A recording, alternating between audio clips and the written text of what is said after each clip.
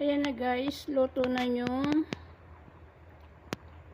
mashi ko. Yung mashi, ayan.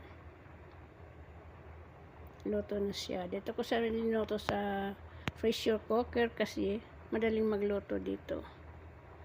Ayan, saglit lang, naluto ka agad. Ayan.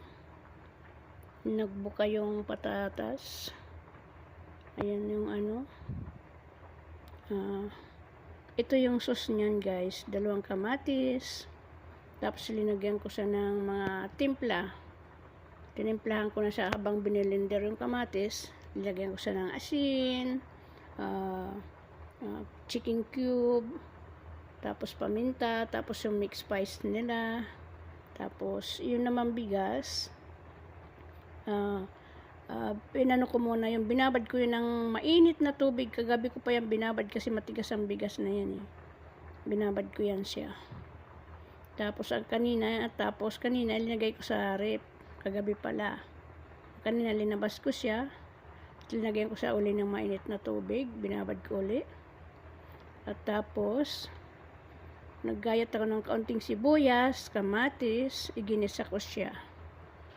Tapos tinimplahan ko din ng asin, tapos kaunti din paminta. Ganun din, mix spicy para may lasa yung bigas. Tapos nilagyan ko ng parsley. Dahon ng parsley na kaunti lang, ginayat kong maliliit.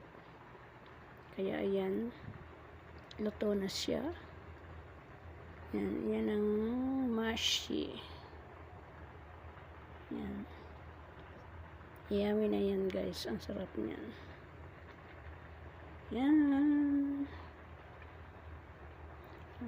May talong, patatas, chini, carrot, yan, bell pepper.